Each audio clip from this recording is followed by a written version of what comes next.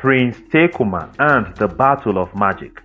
If you have not yet subscribed to my YouTube channel, please do and turn on the notification bell so as to get notification when next I upload a video.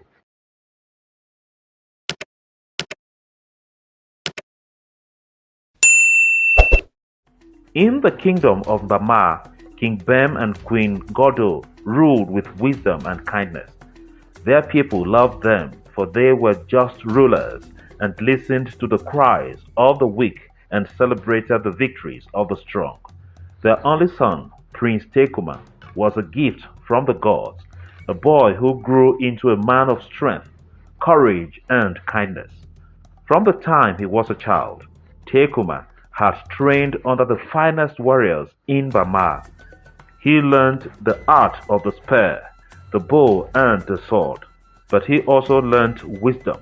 His grandmother, the wise old Mama Hanive, often told him stories of their ancestors, warriors who fought not just with their hands but with their hearts and spirits.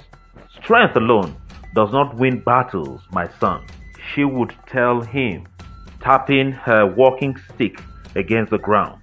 It is the fire within, the spirit of our people, that makes us truly strong. Terkuma never forgot her words. One evening, as the sun painted the sky red and gold, a loud horn echoed across the kingdom. The people of Bama froze. Horns like this were only blown in times of great danger. A messenger, panting and sweating, ran into the palace, his face pale with fear. "Your Majesty," he gasped, "the kingdom of Ibumeta has attacked our borders." A hush fell over the throne room. King Bem's face darkened. He gripped the armrest of his throne and stood up. "Ibumeta again?" he growled. "They do not fight like men. They use dark magic." Queen Godo's face was grave. She turned to Terkuma, who had risen to his feet. "Father, let me lead our warriors," Terkuma said firmly. "We will defend Bama with our strength and courage." King Bem hesitated, studying his son. He was no longer the boy who played in the palace gardens. He was a warrior, ready to protect his people. Queen Godo placed a hand on her husband's shoulder.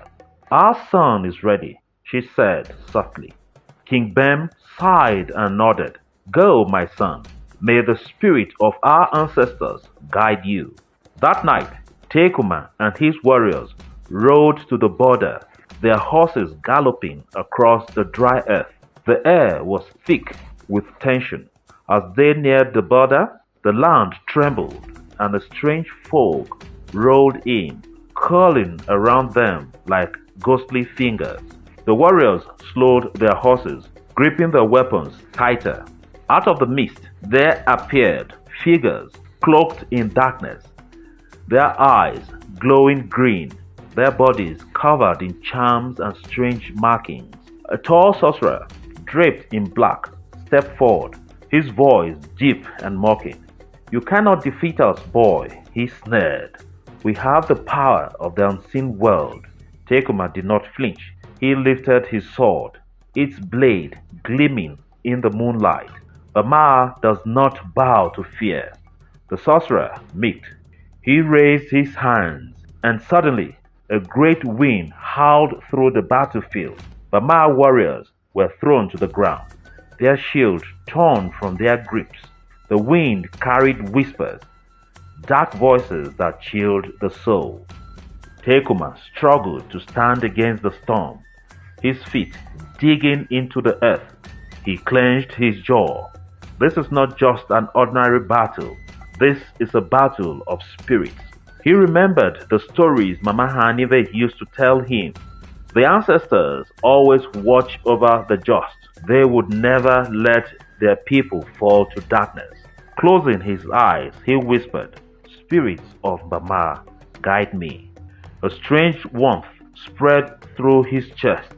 The wind around him stilled. He opened his eyes, and what he saw made his heart race. Beside him stood ghostly figures, Warriors of old, their eyes burning like fire, their bodies shimmering like the moon on water. They carried ancient weapons, their faces fierce and determined. The spirits of Bama had answered his call. The warriors of Bama, seeing their prince standing strong, found their courage. They rose to their feet, gripping their weapons with renewed strength. Terkuma turned to his men. We fight together with the strength of our ancestors. With a mighty roar, they charged. Terkuma swung his glowing sword, and the magic of the sorcerers cracked like dry wood. The spirits of Bama fought alongside their descendants, striking fear in the hearts of the Bumeta warriors. The sorcerer screamed in fury, "No, this cannot be!" He raised his staff to summon another spell, but before he could complete his chant, Tekuma's blade struck it. The staff shattered into dust. The fog lifted. The whispers ceased. The magic was broken. The Bumeta soldiers, seeing their greatest weapon destroyed, turned and fled. As Terkuma and his warriors returned home victorious, the people of Bama lined the streets, singing praises and beating drums and dancing. The entire kingdom rejoiced. At the palace, King Bem embraced his son. "You have proven yourself, my son, not just as a warrior, but as the heart of Bama." Queen Godo placed a hand on Tekuma's cheek, pride shining in her eyes. "The spirits have chosen you," she whispered. That night, as the people of Bama celebrated, an old woman sat by the fire, watching the flames dance. It was the great Mama Hanive. She smiled to herself.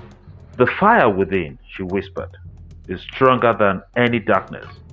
And from that day on, the people of Bama knew that no magic, no matter how dark, could defeat a heart filled with courage, love, and the spirit of the ancestors.